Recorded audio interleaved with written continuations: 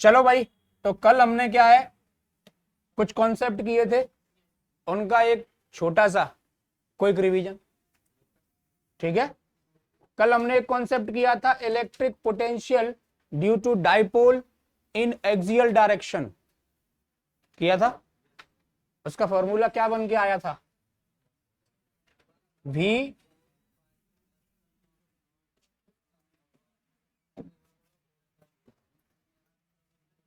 V is equals to 1/4πε0 P/r²।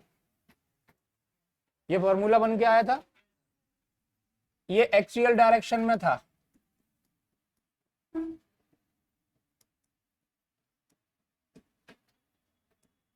और फिर equatorial direction में हमने कैलकुलेट किया था, तो वो कितना आया था?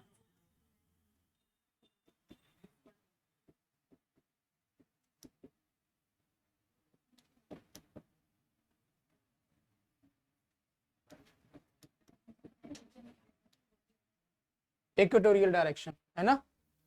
उसके बाद कोई कॉन्सेप्ट किया था क्या? न्यूमेरिकल्स किए थे, है ना। तो ये दो कॉन्सेप्ट हमारे कल हुए थे। एक चीज और थी, एक इंपॉर्टेंट पॉइंट मैंने बताया था कि इन दोनों कॉन्सेप्ट से हमें एक बात समझ में आती है कि अगर किसी पॉइंट पर इलेक्ट्रिक फील्ड इंटेंसिटी कुछ ना कुछ है, तो जरूरी नहीं है कि वहां पे पोटेंशियल भी हो। पोटेंशियल जीरो हो सकता है, क्योंकि किसी डाइपोल के ड्यू टू आप देखना -q +q, और इक्वेटोरियल डायरेक्शन थी ये। यहां पर इलेक्ट्रिक फील्ड इंटेंसिटी आपने कैलकुलेट की हुई है पहले से, कितनी थी?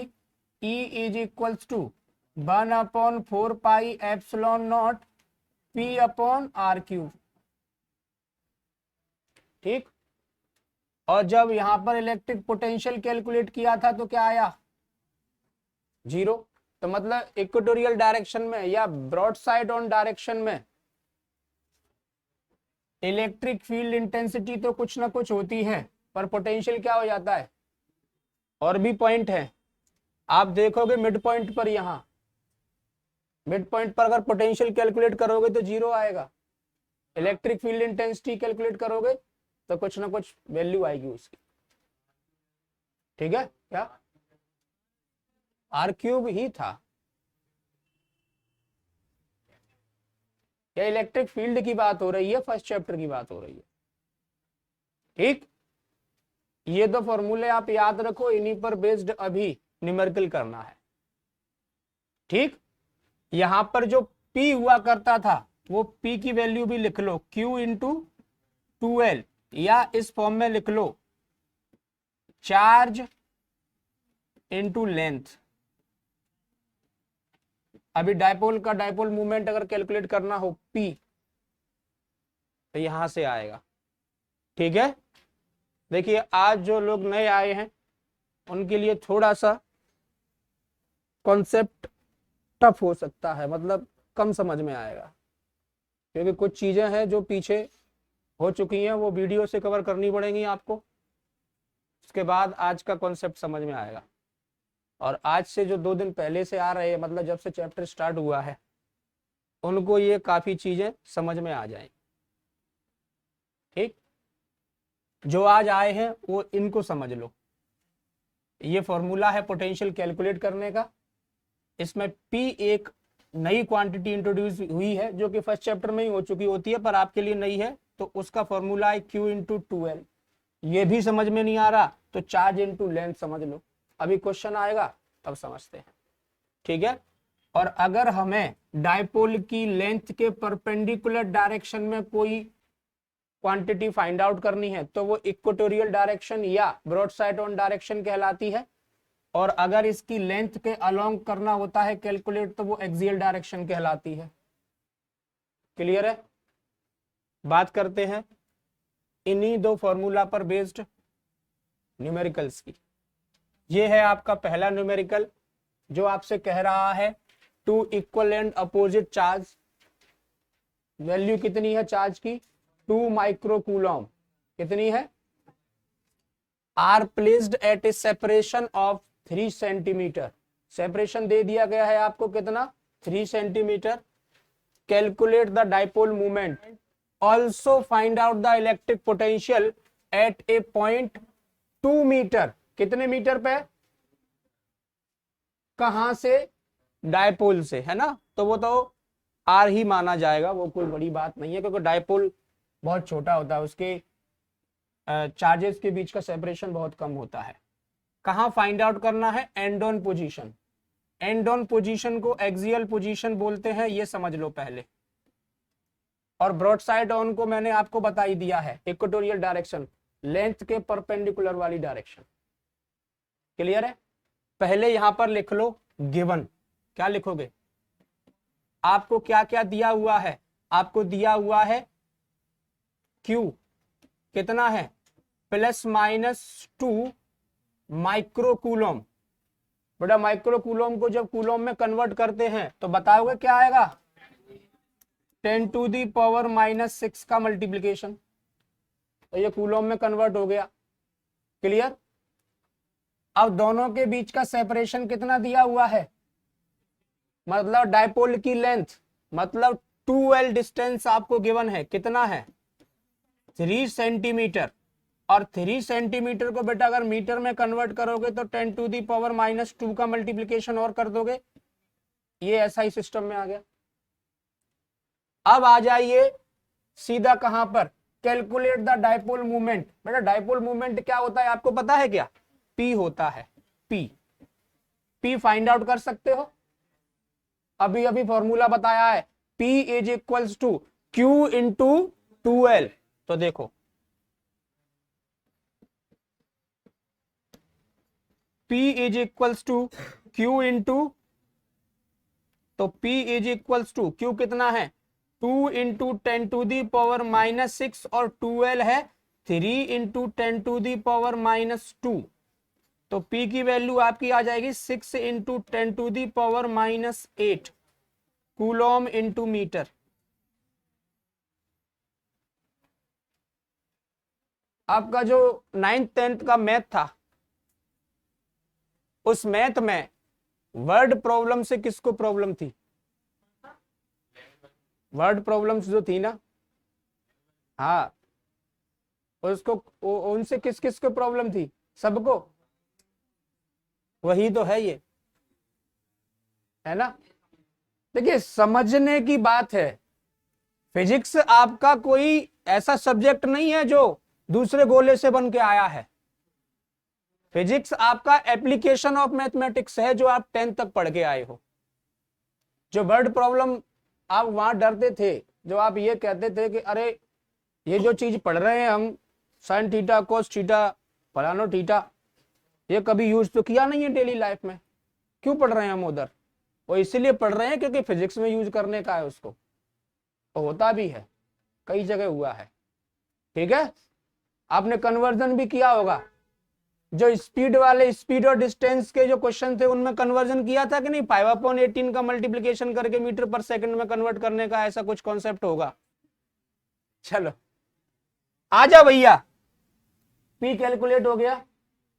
अब हमको सुनो भाई, फर्स्ट ऑप्शन हमको अब क्या फाइंड आउट करके रखना है, इलेक्ट्रिक पोटेंशियल कितनी डिस्टेंस पर, 2 मीटर पे। तो हमको R भी मिल गया, कितना, 2 मीटर। अब इलेक्ट्रिक पोटेंशियल का formula, due to dipole in axial direction या एंड ऑन पोजीशन, पता है क्या, क्या होता है, अभी अभी बताया है क्विक रिवीजन में भी। V = 1/4πε0 P/R²। ठीक। अब देखो P आपने ये फाइंड आउट कर लिया, R ये दिया हुआ है, इसका स्क्वायर कर सकते हो। चलिए, तो V = 9 × 10⁻9, तो ये हो गया। P ये रहा 6 × 10⁻⁸, अपॉन आर स्क्वायर मतलब 2 स्क्वायर। बहुत बढ़िया। 9 इंटू 10 टू दी पावर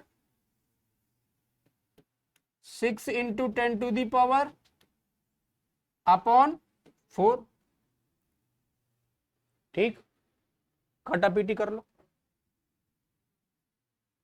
ये हो गया 3, ये हो गया 2, और इससे इसी को कैंसिल कर लो 1.5।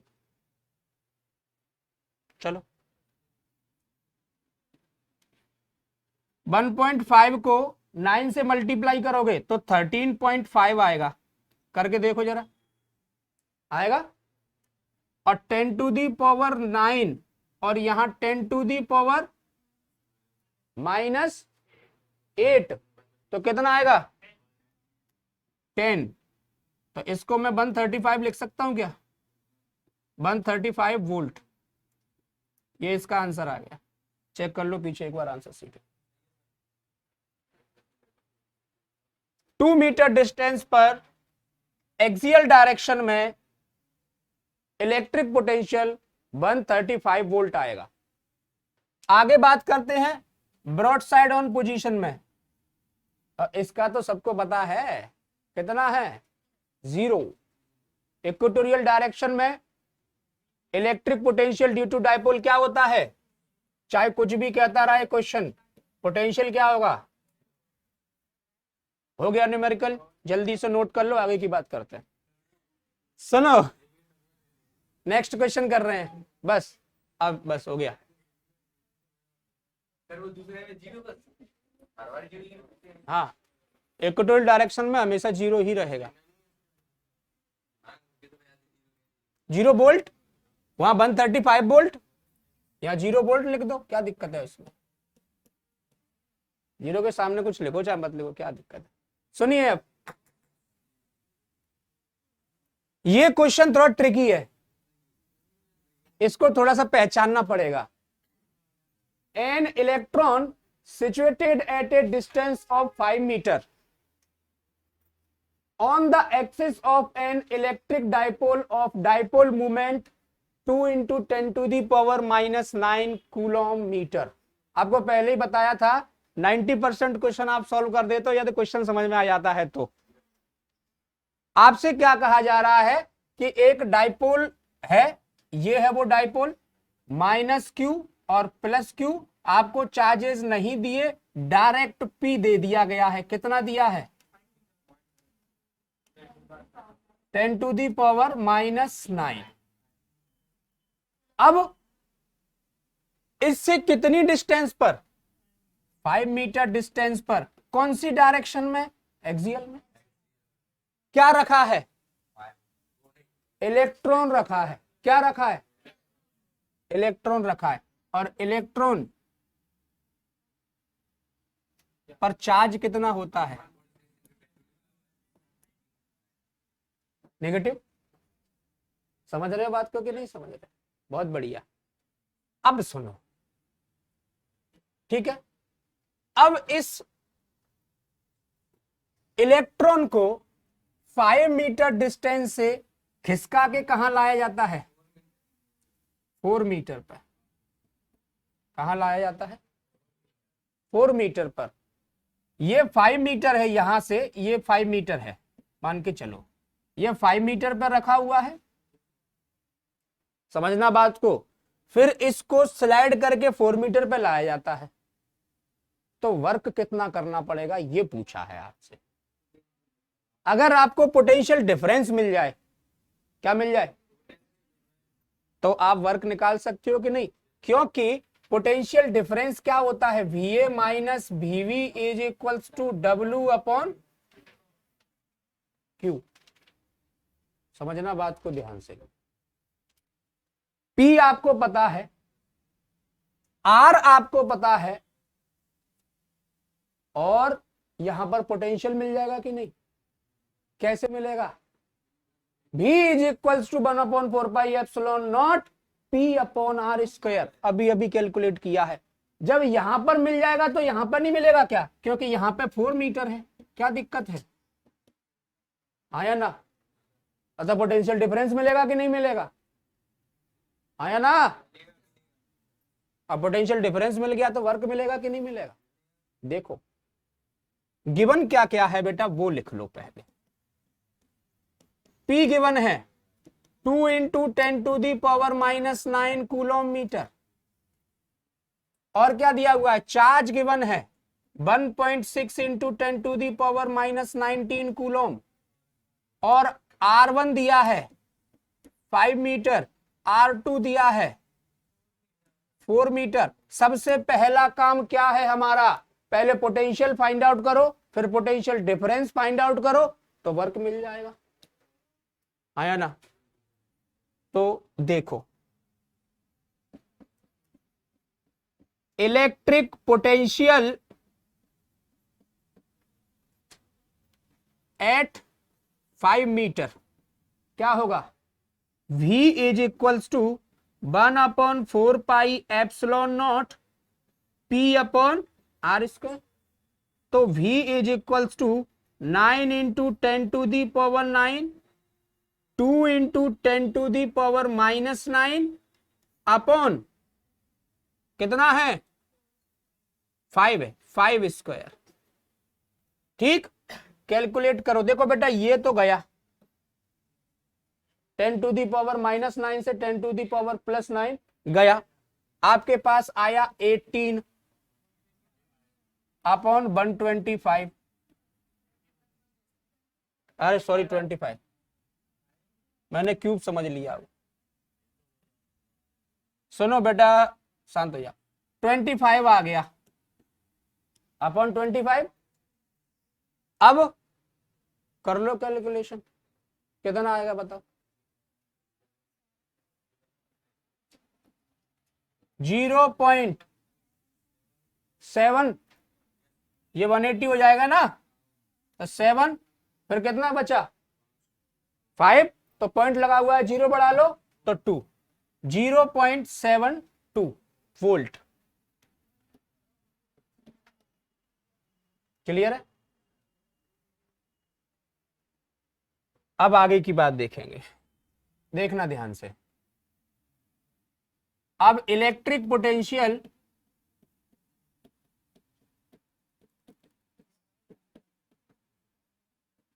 एट 4 मीटर, तो देखो इसको V1 मान लेते हैं, इसको V2 मान लेते हैं। Is equals to 1/4πε0 P/r²। तो 9 इंटू 10⁻⁹ और P कितना है 2 इंटू 10⁻⁻9 अपॉन 4 स्क्वायर 16 हो जाएगा। इससे ये फिर से जा रहा है, ये हो जाएगा 18/16, क्या आएगा 9/8। उसको और भी सिंप्लीफाई करो, 1.125 1.125। आपको यहां पोटेंशियल मिल गया, आपको यहां पोटेंशियल मिल गया, पोटेंशियल डिफरेंस आ सकता है। बहुत बढ़िया, तो लिखो नाउ पोटेंशियल डिफरेंस। क्या होगा पोटेंशियल डिफरेंस, देखो ध्यान से, V2 minus V1 is equals to 1.125 minus 0.72। अच्छा एक काम करो, 2 डिजिट्स तक ही रख लो, ठीक है। तो 1.12 और 0.72, तो कितना आएगा 0.40, कितना आएगा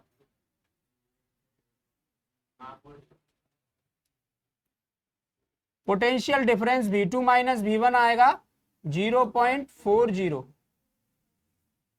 देखो ये हो गया पोटेंशियल डिफरेंस वोल्ट में, ठीक है। अब हमको क्या निकालना है, वर्क डन।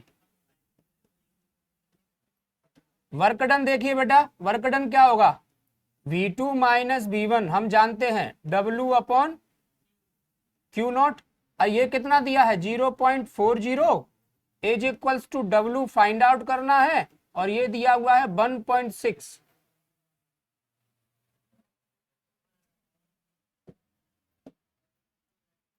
(1.6 इंटू 10⁻⁻19).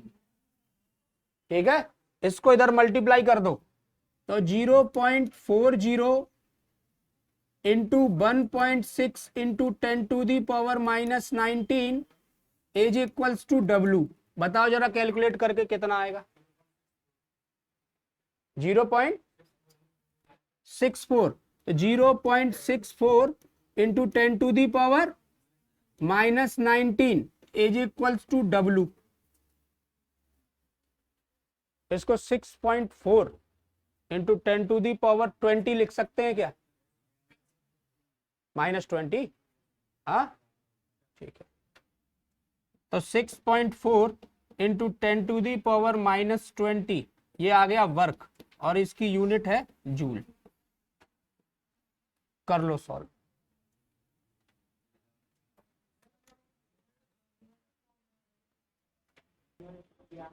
चलिए नेक्स्ट टॉपिक है डेरिवेशन है, मोस्ट इंपोर्टेंट टॉपिक है।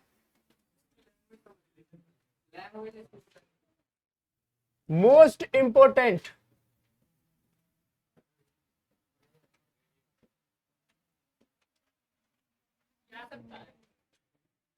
बहुत अच्छा टॉपिक है।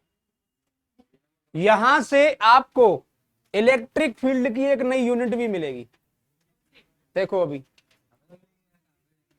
पहले यहां पढ़ेगा तब मिलेगी ना। पोटेंशियल ग्रेडियंट नहीं मिला तेरे को? नहीं मिला तो ये मिलेगा, देख।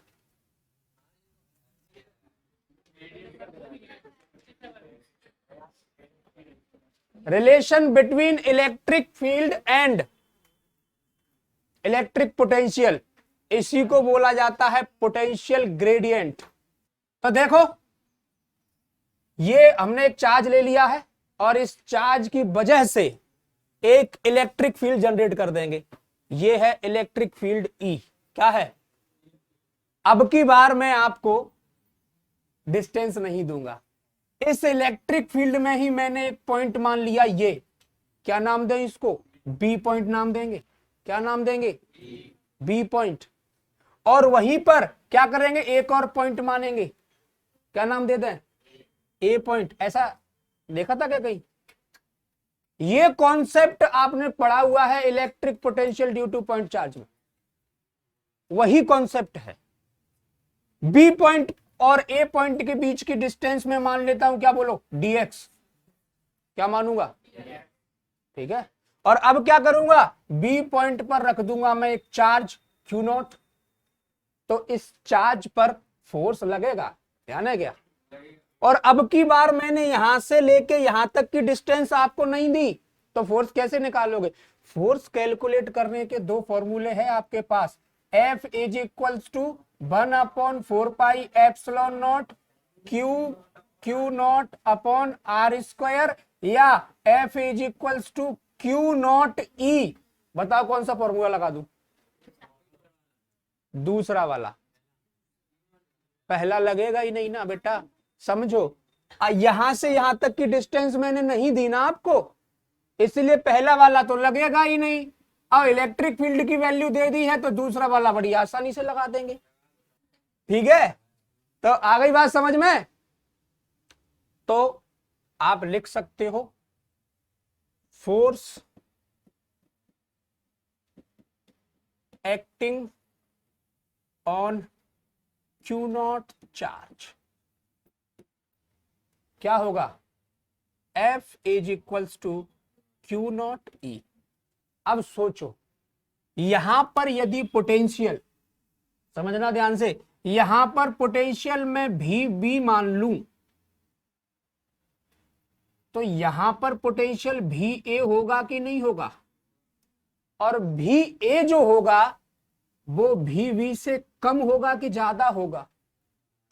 ज्यादा होगा, क्योंकि इधर से आप इस चार्ज को लेके आओगे तो यहां से यहां लाने में वर्क कम किया है, और यहां से यहां लाओगे तो वर्क ज्यादा करोगे, या यूं समझ लो कि चार्ज से पॉइंट की डिस्टेंस यदि कम है ना तो पोटेंशियल ज्यादा है।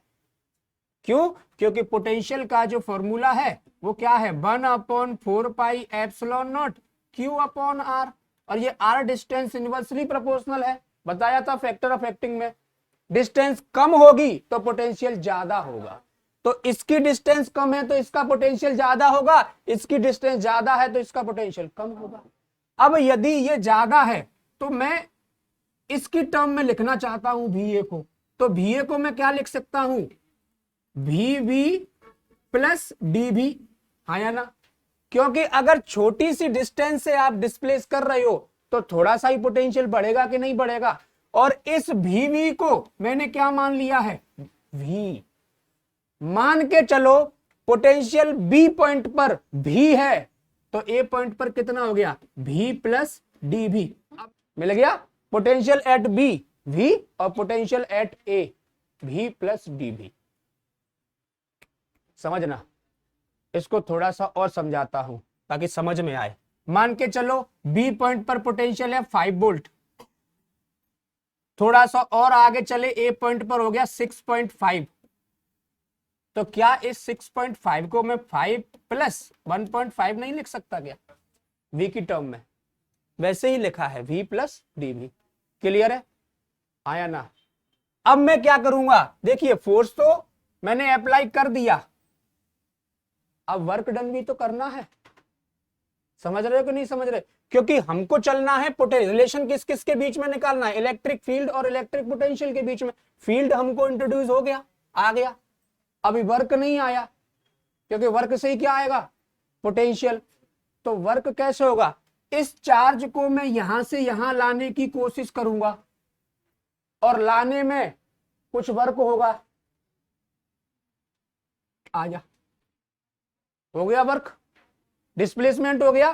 फोर्स ऑलरेडी लग रहा था, डिस्प्लेसमेंट हमने कर दिया, तो वर्क क्या होगा, सुनिएगा।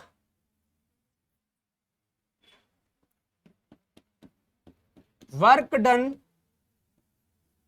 इन ब्रिंगिंग Q0 चार्ज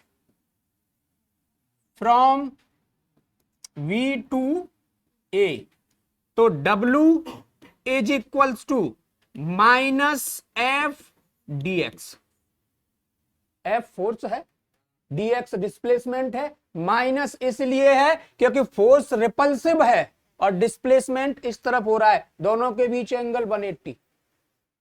बताया था negative sign indicates that force and displacements are in opposite direction. Clear? तो माइनस लगा दिया। अब फोर्स की वैल्यू क्या है, Q0E dx, ठीक है। Q0 को कहां ले आओ, तो W upon Q0 is equals to -E। याद करो वो दिन जब हमने ये चीज पढ़ाई थी, potential difference W upon Q0 is equals to potential difference VA minus VB। तो क्या मैं यहां नहीं लिख सकता क्या, VA माइनस VB लिख सकते हैं क्या भैया? ओ,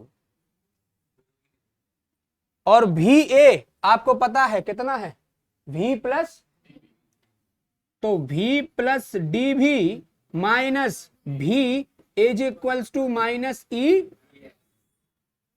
इससे ये आपके पास बचा DV is equals to -E, DV upon DX is equals to -E is equals to -DV upon, ये है वो पोटेंशियल ग्रेडियंट का फॉर्मूला। जल्दी से देख लो, नोट करना चाहो नोट कर लो। इसके बाद अभी यहीं से इलेक्ट्रिक फील्ड की एक नई यूनिट बनेगी, इलेक्ट्रिक फील्ड इंटेंसिटी की, उसको भी समझ लीजिएगा, ठीक है। जल्दी से करो, सुनो, यहां से इलेक्ट्रिक फील्ड इंटेंसिटी की एक छोटी सी यूनिट और बन रही है, उसको पढ़ के जाओ, बहुत इंपॉर्टेंट है वो। हाँ सुनिए, E is equals to, minus तो डायरेक्शन के लिए था, डी भी मतलब पोटेंशियल है क्या, और पोटेंशियल की यूनिट वोल्ट। dx मतलब डिस्टेंस या डिस्प्लेसमेंट, और इसकी यूनिट तो वोल्ट पर मीटर भी होती है इलेक्ट्रिक फील्ड इंटेंसिटी की यूनिट। तो इलेक्ट्रिक फील्ड इंटेंसिटी की आपको दो यूनिट मिल गई, क्या मिल गई, एक तो मिल गई न्यूटन पर कूलम और दूसरी मिल गई वोल्ट पर मीटर। याद रखना, मैं जब भी टेस्ट लूंगा ओटी की या ओटी सॉल्व करने के लिए दूंगा तो ये यूनिट पक्का मिलेगी, क्योंकि आपको घुमाने के लिए ये यूनिट दे दी जा सकती है, क्योंकि आपने रटी हुई है न्यूटन पर कूलम, न्यूटन पर कूलम, न्यूटन पर कूलम। मैं दे दूंगा ये, और ऑप्शन में ये होगा ही नहीं। क्या नहीं होगा, ये नहीं होगा। आप फिर बोलोगे सर ऑप्शन गलत है का, समझ रहे हो कि नहीं समझ रहे, तो ये भी होती है एक यूनिट, दोनों दूंगा ही नहीं ना, यही तो अंतर है तेरे में और मेरे में। अगर दोनों दे दिए ना तो एक सी ऑप्शन मिलेगा बोथ ए एंड बी।